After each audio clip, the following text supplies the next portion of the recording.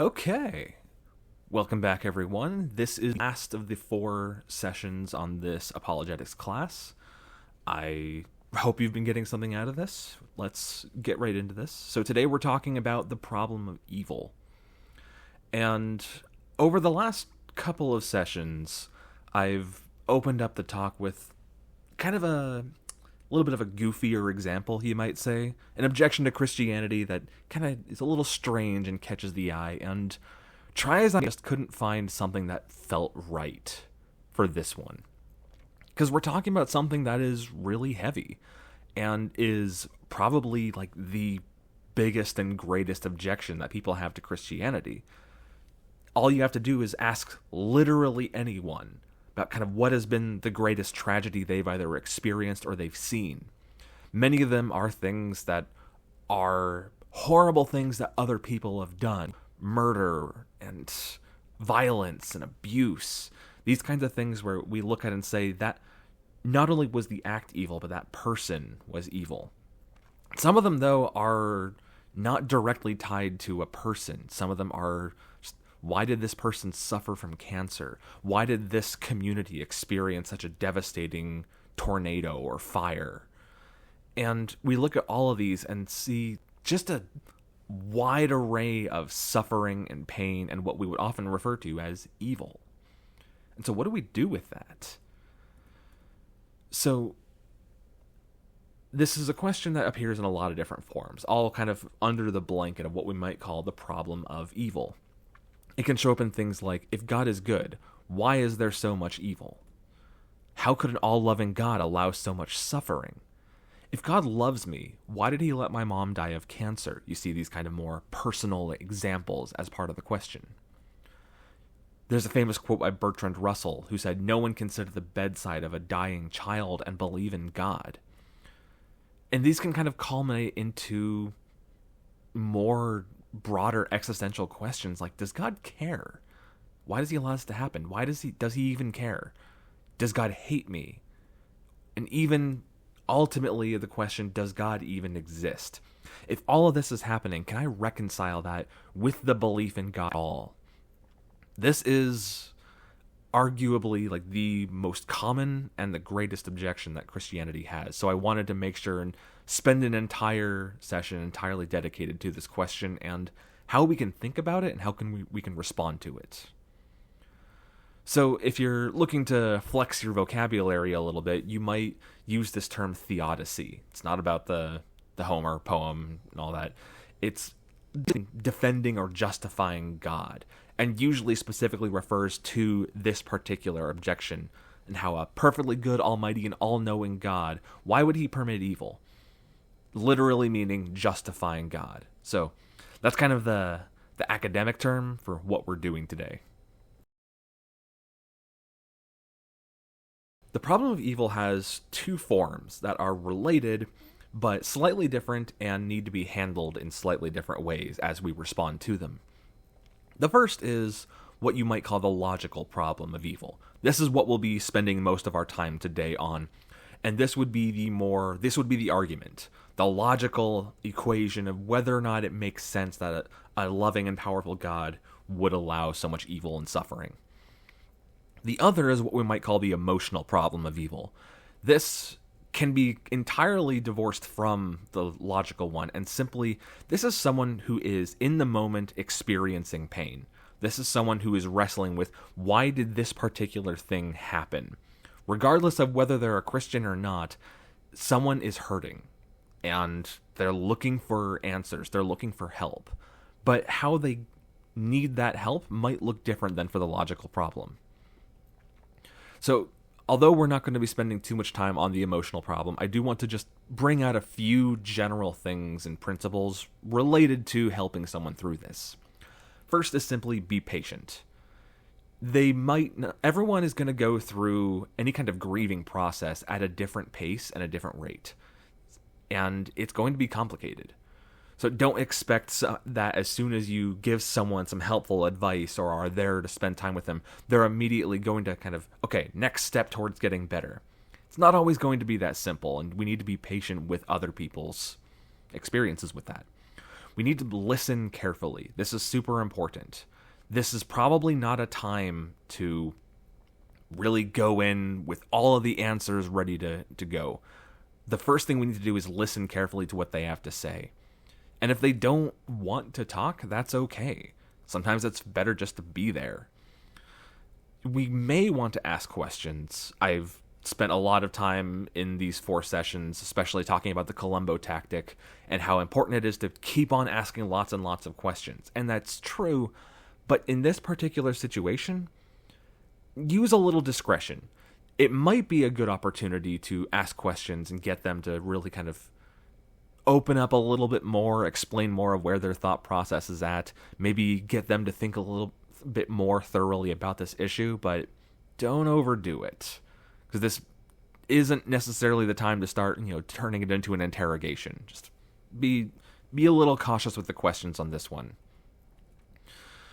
Don't try to solve everything. In the same way as kind of the, don't necessarily come in with an answer. This might not be the time to be able to fix things. Now, this isn't a uniquely guy thing, but guys.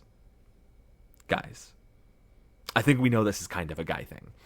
We like to fix things. We like to be problem solvers. We're looking for the right words to say, the right action to take that can make the situation better. And sometimes that's just not possible. And even if it is, that might not be what the person's seeking right now. I remember the time when my father passed away and seeing people's different reactions. And a lot of the ones that meant the most to me are someone who just was there. Someone who was present. Even if we were talking about something completely unrelated, just that they were willing to be present in this time made a huge difference. It meant a lot. On the other hand, there's also a lot of people who, we have this compulsion to say something. Like, we need to find just the right statement or words or aphorisms that'll make things better, when that just usually isn't possible. So, be very cautious, and I would avoid any, just cheap little phrases, and definitely avoid unsolicited advice. If they're asking, sure, but don't just come in thinking that you have all the answers to their situation. Definitely don't come in with anything too preachy. Don't say something like, God gives and takes away. You might get decked. You probably deserve it. Just don't go in that direction in general. It might be this person is seeking answers to questions about the problem of evil. If that's true, wait for an invitation. If this is someone who is grieving and hurting, don't launch into a 3-point message about why evil makes sense under the Christian worldview, unless they specifically say they need to know. Unless they are looking for answers to that question. Just, again, caution and discretion. There's a sense that there's a notion that Scripture teaches us to weep with those who weep. And we are wanting to do that. All of these things, to be honest, all of these points can really be summarized in a single word, and that's empathy. Be with them. Be present with them. Feel with them. Grieve with them. I think a lot about the book of Job.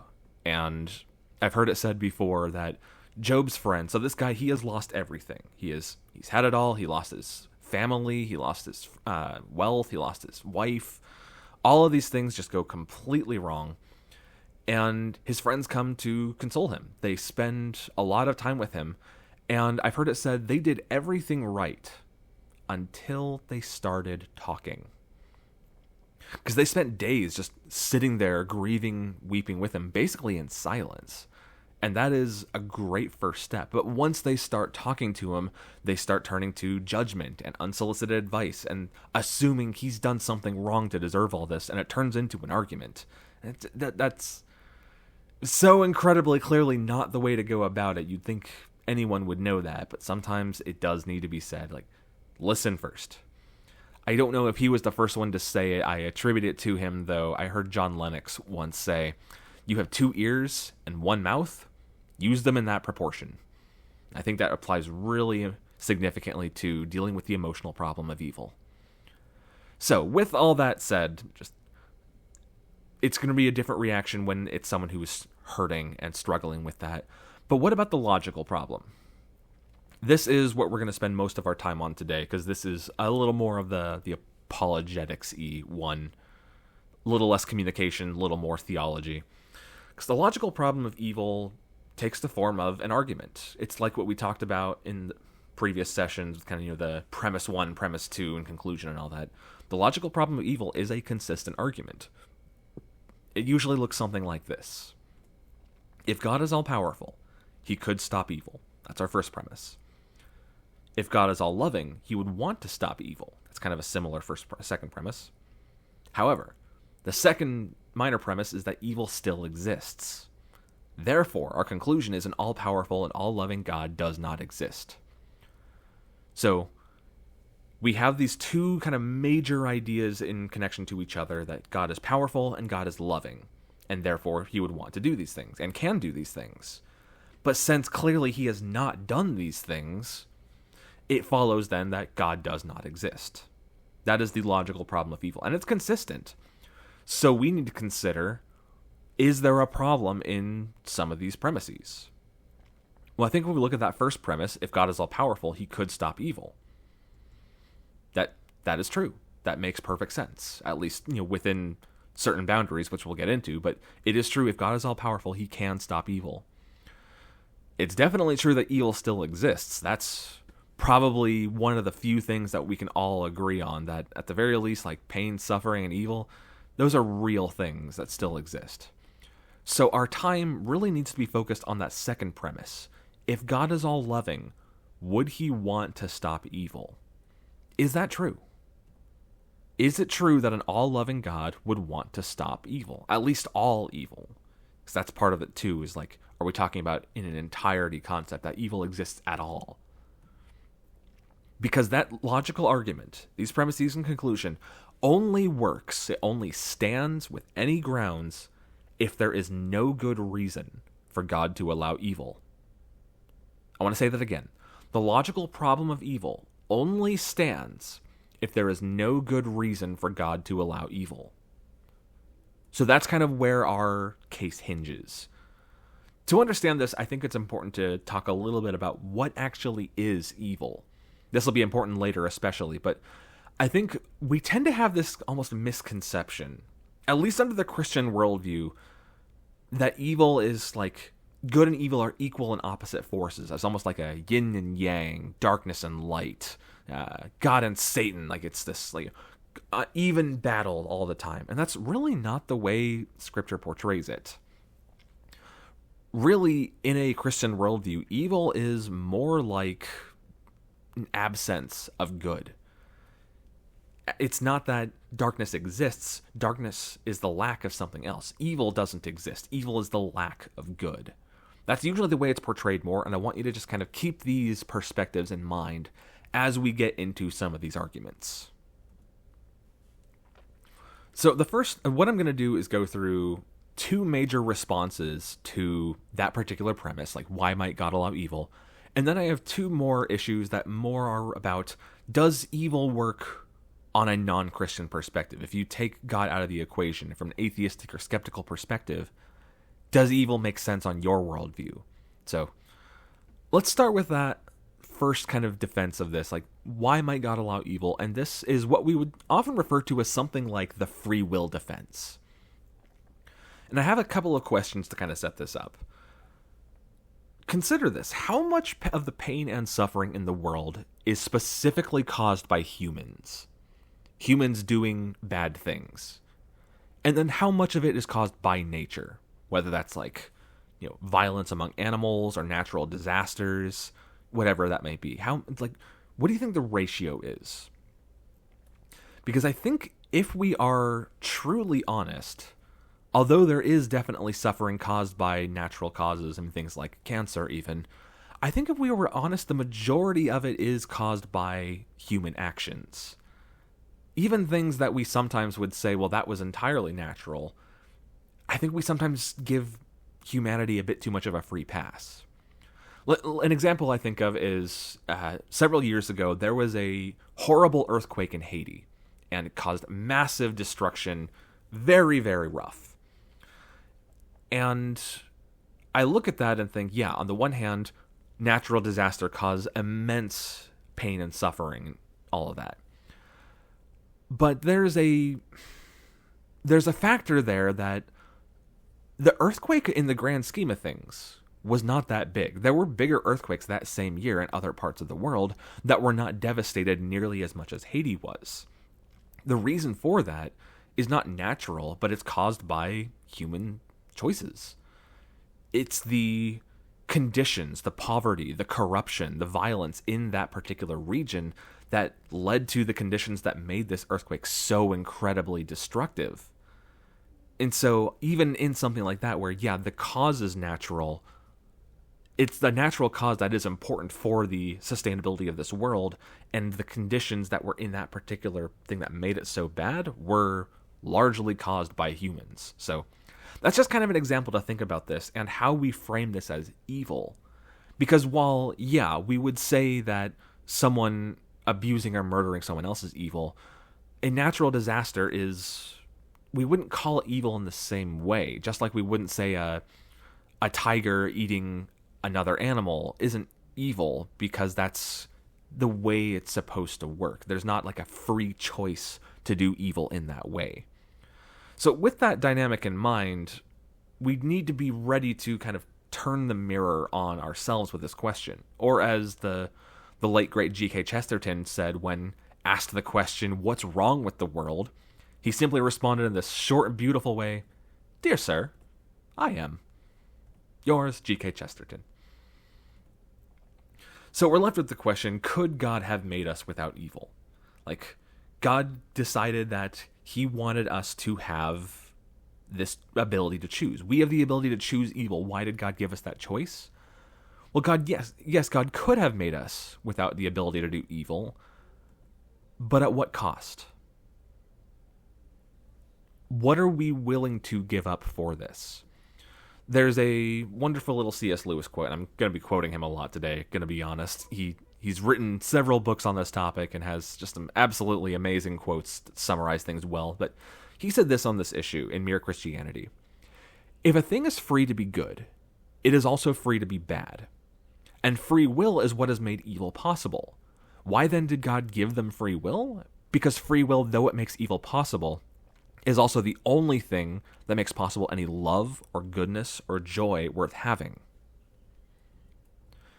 So basically, yes, God could have made us without the capacity for evil, but seemingly he decided that was not worth it. He valued our ability to choose more than the ability for us to go without evil. And think about that. What are some of the greatest values we have in this world?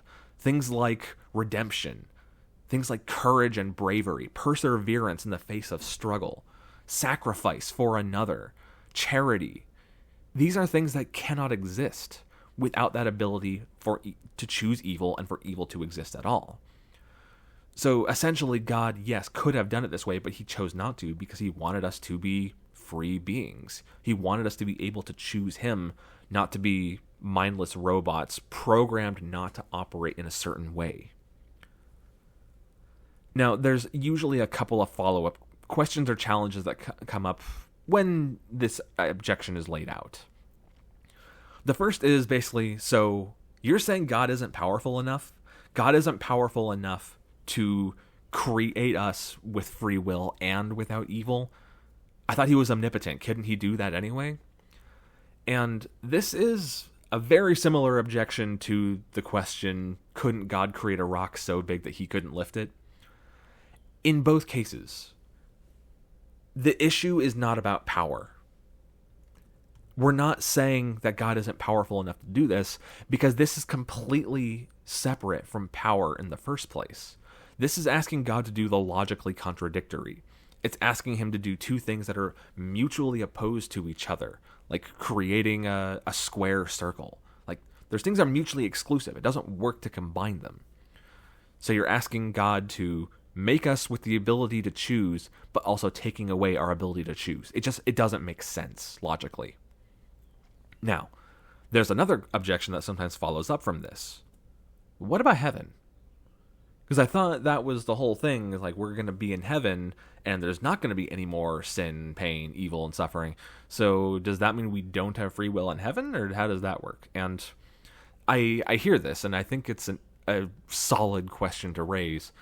Part of it is we don't know everything there is to know about heaven, but from what we can read and gather, it seems pretty clear that there will be free will in heaven. There will be no evil or pain or suffering, but the steps to get there are important. We are here in this life now, essentially choosing whether or not we are going to follow Jesus and going through kind of that sanctification process, right? So the idea is at the final resurrection, we are going to be glorified in such a way that we will no longer want or choose evil. Now, could God have jumped ahead to that process at the end? Maybe, I don't know. Again, we're not told specifically, but it seems clear that the steps we are taking now are important to reaching that final destination of having no desire to do evil, but still having the choice to do it. So that's kind of how I usually think about that, and I've heard many others say similar things. So again, details are a little bit loose on what exactly that'll look like. So that's the free will defense. The second response I would have for whether or not it's true an all-loving God would want to stop evil has more to do with kind of what does God actually want for us? What is his purpose or design for our lives on this earth? Now, again, I want to remind you, the logical problem of evil, that an all-loving and all-powerful God cannot coexist with evil, only stands if there's no good reason to allow evil. The thing is, I think any of you that are parents know that there are plenty of times where suffering is necessary. There are plenty of opportunities where you need to allow your child to experience some pain and suffering for a greater good. C.S. Lewis put it this way: what do people mean when they say, "I am not afraid of God because I know he is good"? Have they never been to a dentist? I have never enjoyed going to the dentist. It's always something I've dreaded for my entire life. Need to go back there. But I understand this is important. And take that in any kind of medical or doctor contexts. I mean, no child likes going to the doctor to get shots, right? But the parent knows that that is important and takes them to do it. Yes, that in that moment, the child is probably looking to the parent in pure, betrayal, why did you put me through this? But the parent knows this is important. This is for your good in the long term. I mean, there's plenty of other examples too. I recently finished my graduate degree, and grad school was one of the most grueling and intense things I have done in my life. The last semester especially, where I was studying for comprehensive exams, it was just exhausting. I never want to do that again. But I'm really glad I did it, because now I have achieved what I set out to do, and I'm in a better place because of it. That is just another example of suffering bringing about a better good. Even something as simple as going to the gym, working out. It's, for many people, a very unpleasant experience, but we recognize that what you might call pain and suffering is ultimately for our good. And all of these situations are examples where there is a perfectly good reason that God would allow evil to exist. If his goal is to grow our character, not just to make us happy and comfortable. I think back on what was one of the very first Christian versus atheist debates I ever watched. It was Dr. William Lane Craig versus Dr. Alex Rosenberg. So Craig is the Christian, Rosenberg is the atheist. And after spending most of his time laying out and arguing very emphatically about the problem of evil, Dr. Rosenberg made this bold declaration that basically said, if William Lane Craig can answer and resolve the problem of evil, I will turn Christian. And Craig calmly got up to the podium with a smile on his face, basically said, I'm really excited about that declaration at the end there. Basically went on to say the problem of evil, at least from a philosophical case, it's not very respected anymore. It carries a lot of weight for us emotionally, But in terms of like a philosophical argument, it doesn't stand because there are plenty of reasons that God might allow evil. And this is something straight out of scripture too. Paul says in 2 Corinthians chapter 4, "For this light momentary affliction is preparing for us an eternal weight of glory beyond all comparison, as we look not to the things that are seen, but to the things that are unseen. For the things that are seen are transient, but the things that are unseen are eternal." So essentially, he's saying we don't necessarily see the good that comes from our suffering, but we do trust that it's there and know that it will be better in the long run. Because this suffering is temporary. It's something that'll only exist in this temporary lifetime. But if it's true that Christianity is true and ultimately we will be living forever, then that momentary affliction does kind of fade away by comparison to the weight of glory in eternity. So it's important to keep that in mind.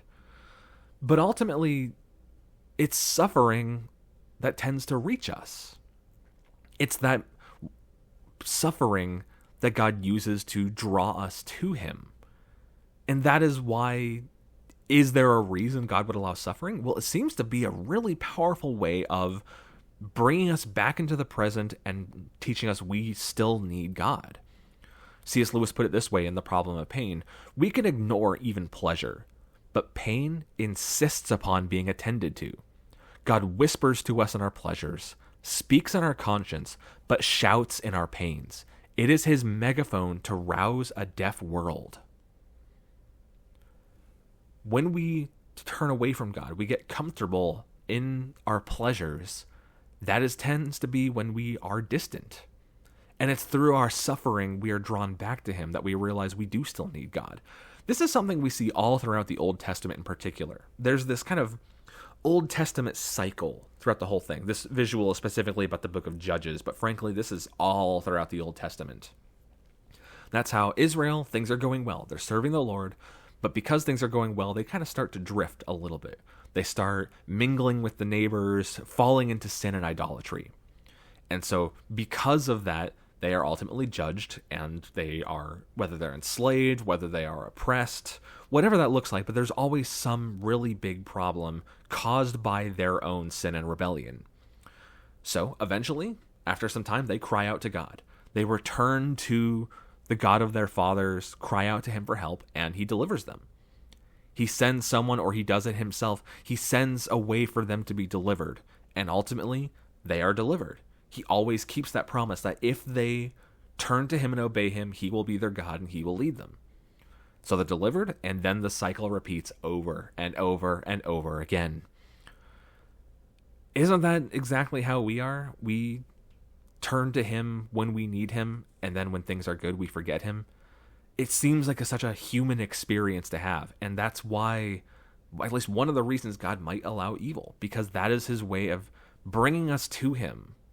In short, God's desire is not to make us comfortable.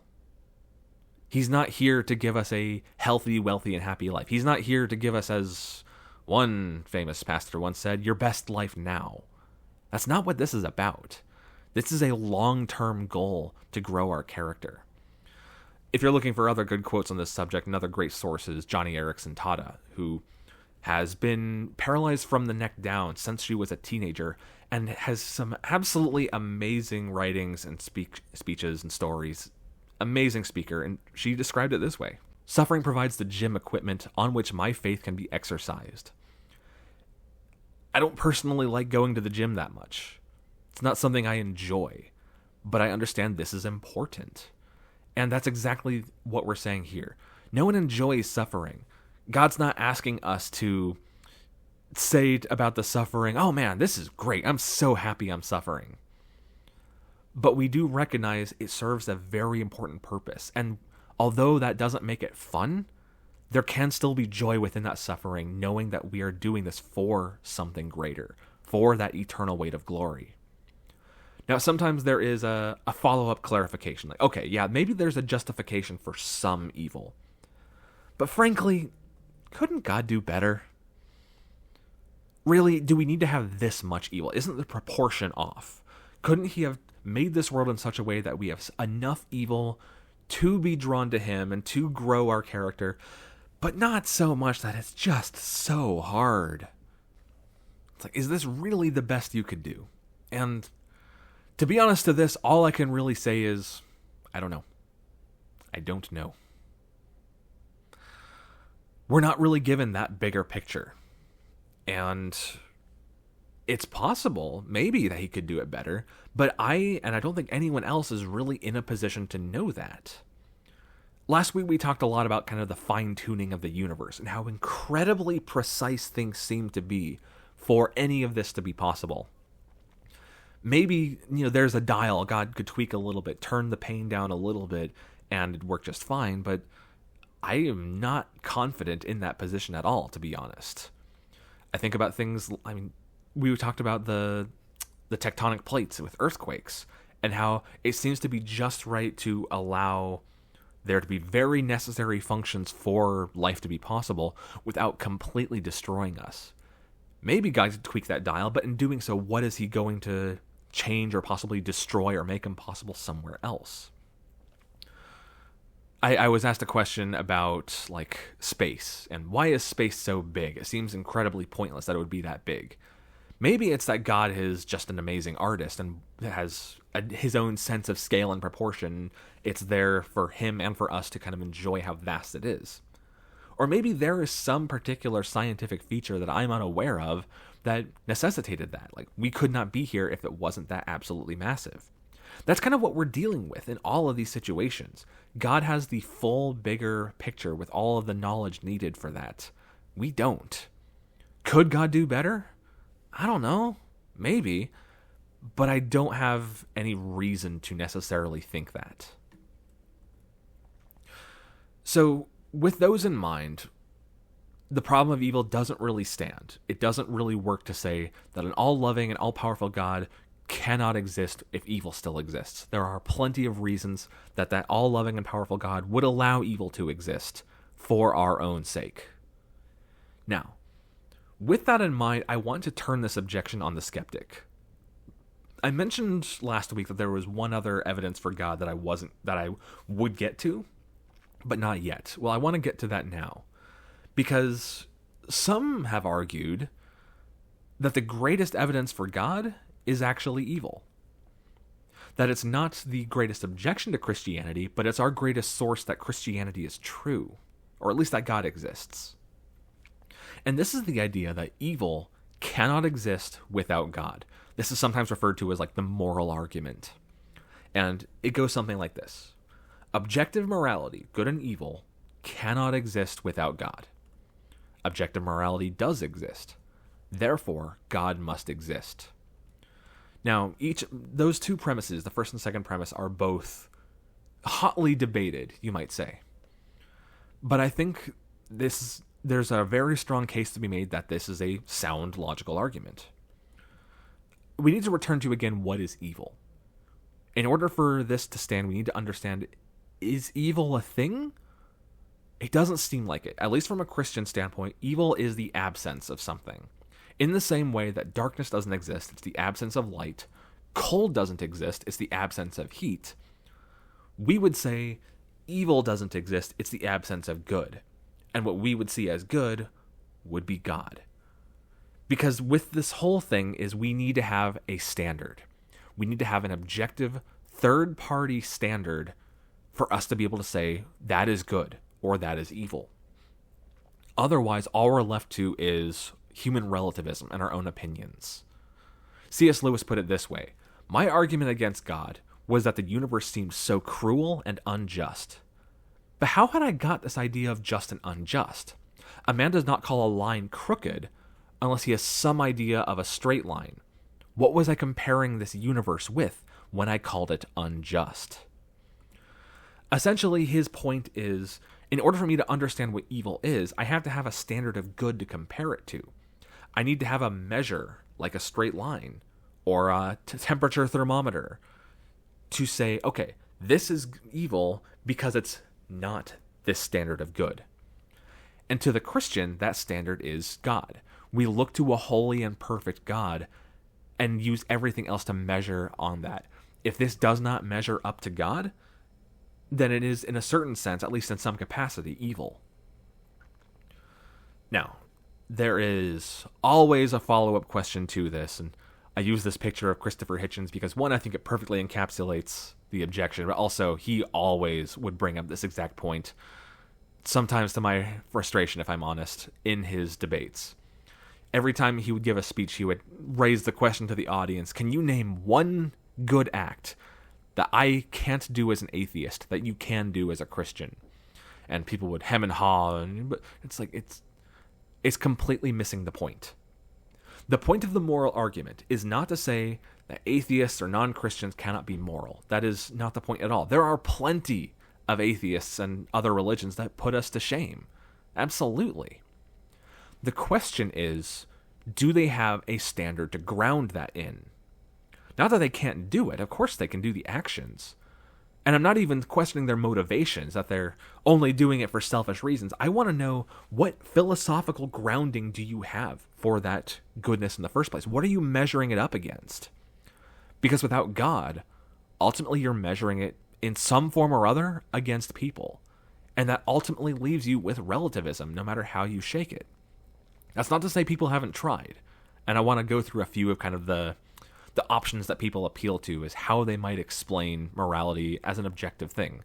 We're living in an age where a lot of people reject objective morality. They don't think that's how it actually exists. So sometimes people don't even try with this, and we'll get into that. But just to say, we don't really live that way.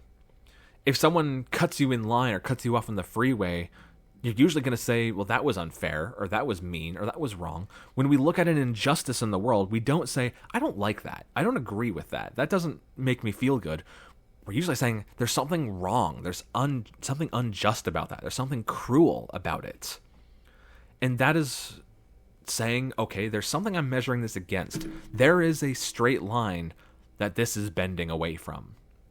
So how do we explain that? How do we justify that? Well, the skeptic has, from what I can tell, 4 primary options. Some better than others. Intuition, relativism, evolution, and human wellness. Or maybe human flourishing. There's a few different names for that one. Intuition, I'm not even going to spend a lot of time on, because frankly, it's the weakest by far. On the one hand, there is a certain strength to using intuition for morality, because that's the whole idea of a conscience. The Christian might say that's the whole idea of the Holy Spirit kind of appealing to our conscience even. And on the one hand, that is really powerful and useful. On the other hand, that cannot be how you philosophically ground your morality. That can't be the standard you use, because as soon as someone has a different intuition, your whole system falls apart. As soon you would have no basis to say the intuition of the psychopathic serial killer is wrong, because that's their intuition. So that can't be the standard we use. But what about relativism? This would be the person who says there is no objective morality. Again, we don't live that way. It's something we invented. They might try to ground it in different ways, though.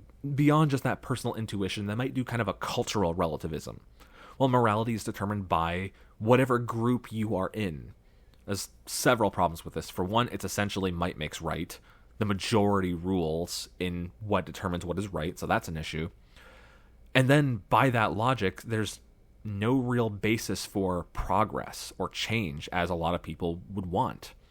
By this logic, if cultural relativism is true, that would mean revolutionaries like, civil rights movement, Martin Luther King Jr., that would mean they were morally wrong to go against the majority. But then, once it becomes the majority, they become right? Like, we would say that these things are right and good, but you can't really do that if it's going against the majority and going against that culture. In the same way, you would have no basis to judge another culture. A lot of people look at maybe some of the Middle Eastern cultures today that still have some very what we might call misogynistic rules and say, that's not good, that's wrong. Some would say, well, that's their culture. How can you judge that? To put a very extreme example, if cultural relativism is true, we would have no basis of saying the Nazis were wrong. Yeah, they're committing violence and genocide, but that's their majority. That's their culture. How can we judge that? Obviously, we don't think that that's true. We don't think that that is how we should appeal to morality. But if this is going to be what you're philosophically appealing to for how you understand what is right and wrong, you can't do it. You can't have a situation like that. So we need something better than this. Some try to take it away from morality, and some try to take it away from relativism and into something like evolution. We recently lost the famous atheist Daniel Dennett, one of the what we might call four horsemen of the new atheism. I mentioned the three: Richard Dawkins, Christopher Hitchens, and Sam Harris. Daniel Dennett was kind of the fourth of those, and he was a bit quieter. He was a bit less aggressive than the others, a bit less anti-religious, and more just he really, really liked evolution. He would often say that he's an evolutionist first and an atheist second. And so he is someone who would appeal to this kind of thing as sort of a evolution as the theory of everything, for not only how you explain life and consciousness, but also how you explain morality. The problem is, evolution, although yeah, you could say that that's not relativism anymore, it's also not really morality either. Because, for one, evolution is an entirely random and chaotic process. And I'm not even making any statement on the truth or falsehood of evolution. But as it's understood, evolution is generally random and it's chaotic.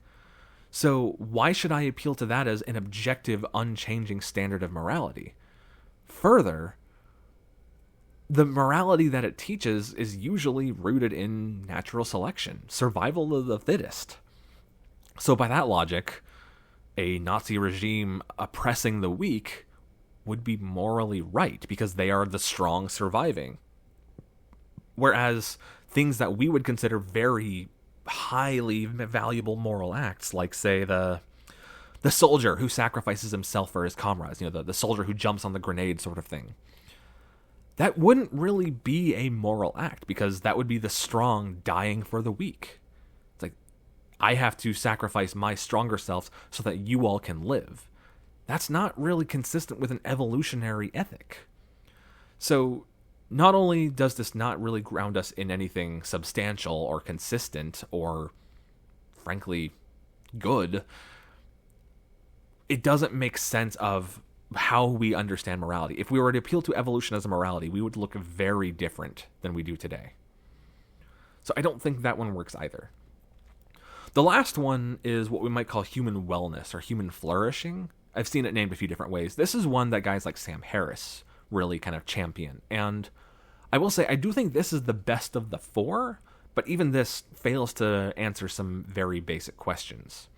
This is the idea that we're not rooting in human opinion. We're using kind of like a scientific method to measure what are the conditions that lead to the greatest human flourishing, greatest quality of life, so to speak. And whatever leads to that is right. Whatever goes against that is wrong. So that's why you would say something like racism could be wrong, because that is harming the human flourishing. Few problems with this. One, how do you have that without it just being like a utilitarian majority rule? Like, why do you value some people over others? Like, is it right to oppress one people at the benefit of another to reach their human wellness? He would argue no, but by what standard? And why people?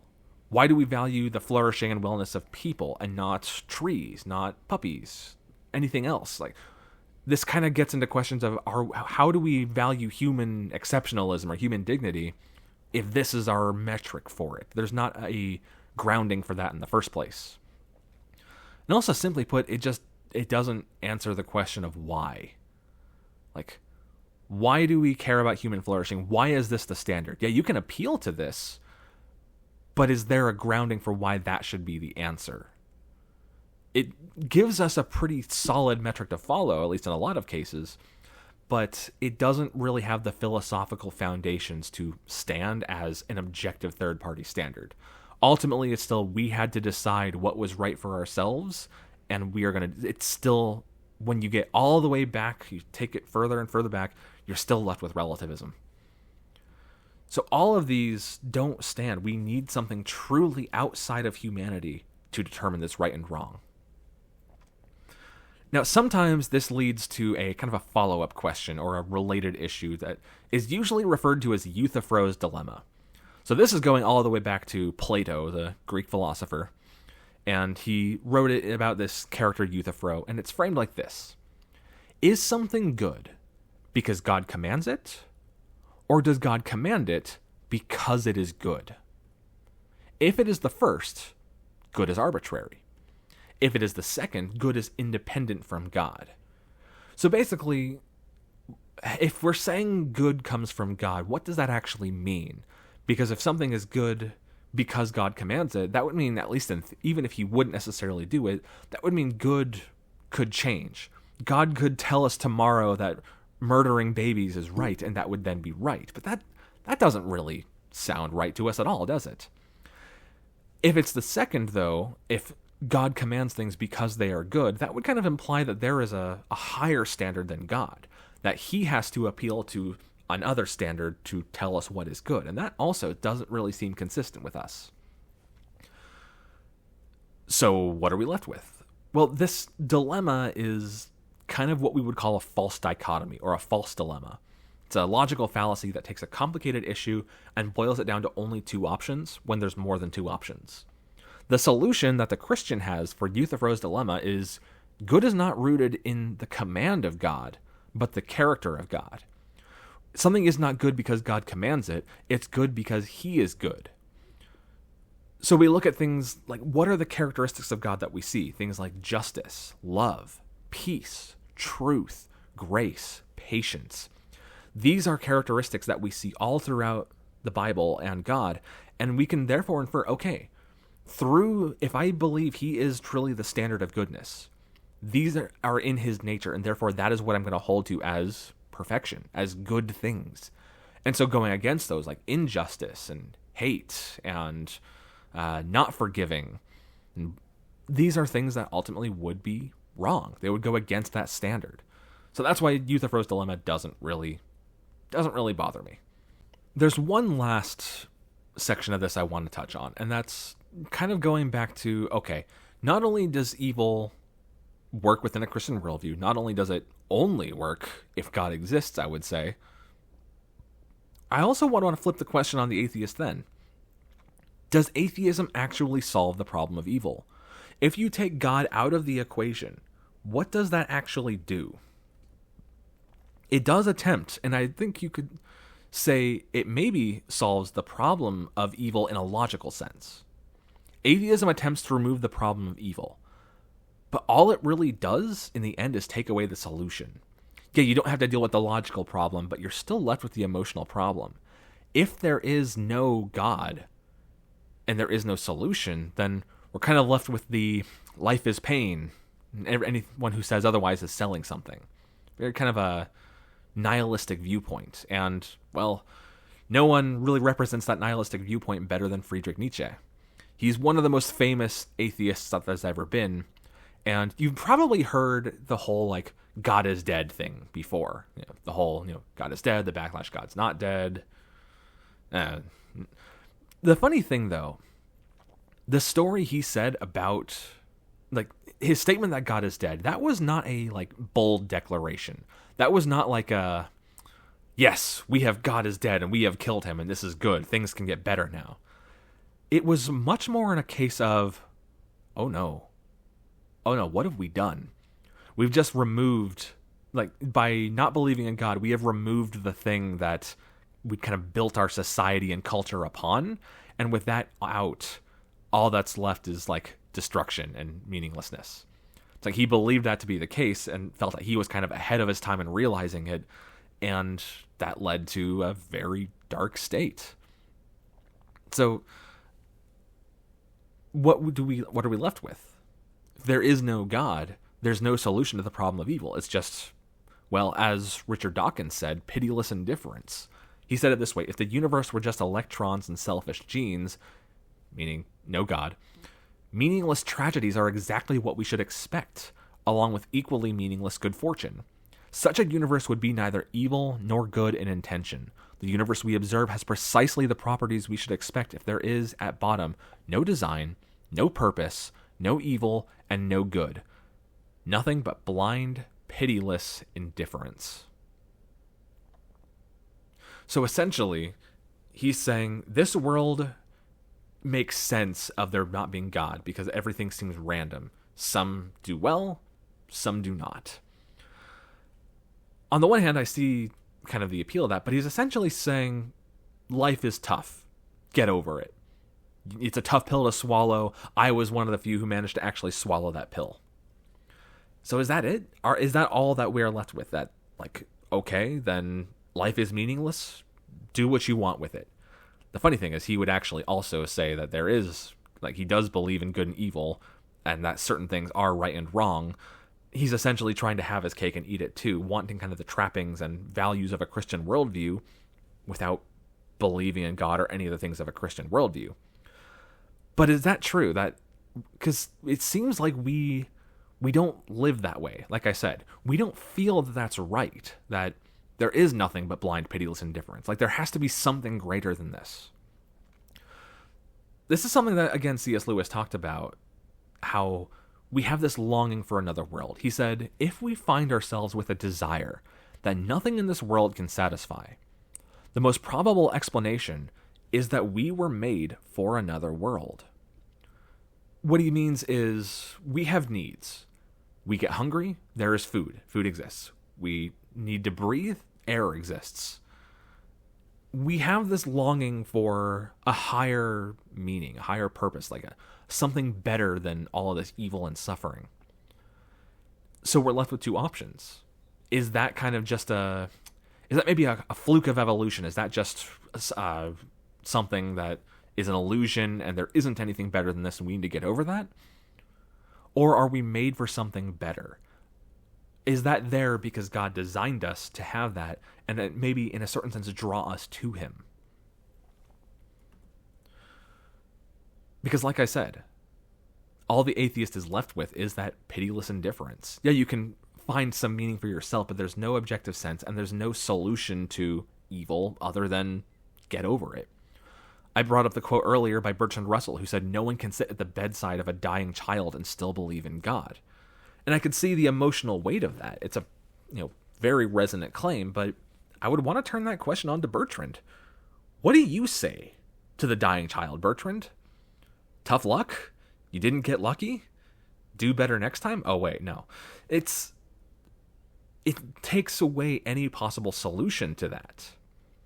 And that's the thing. The Christian, although, yeah, we do experience pain and suffering and there is evil, there is a solution to the problem of evil.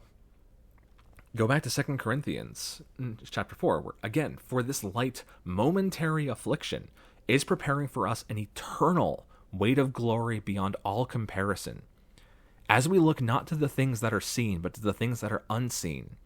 For the things that are seen are transient, but the things that are unseen are eternal. We do believe this will get better. There will be a time when there will not be this pain and suffering. And that is the comfort we can provide to that dying child.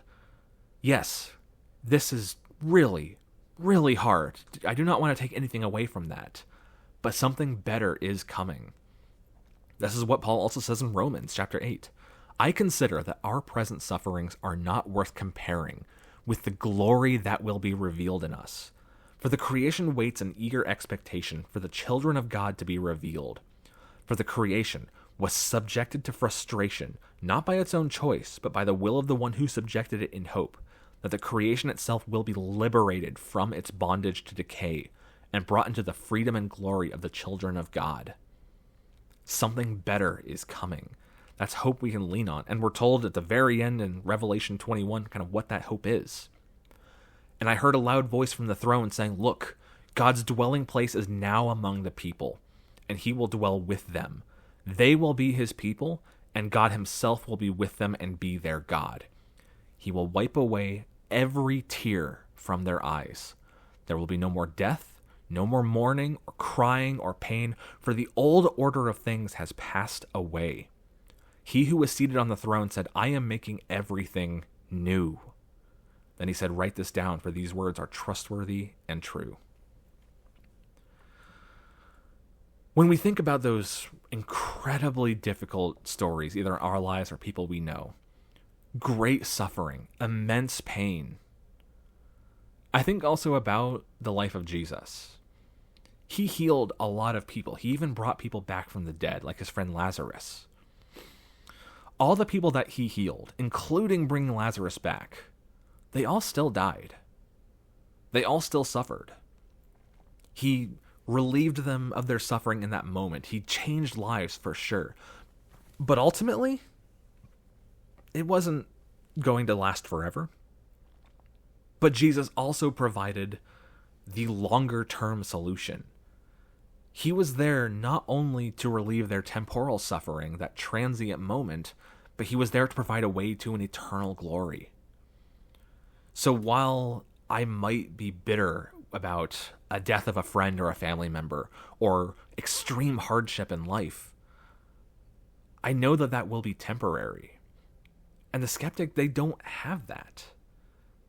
They cannot say something better is coming after this. The problem of evil is solved by the Christian worldview. So ultimately, we stand on that hope that this will get better, our King is coming, and that this is true. There's another reason I left this session till the last one, and that's partially to avoid any sense of, oh, you're just a Christian because it makes your life easier. It helps you deal with the existential crisis of life being meaningless and gives you hope for something better later on.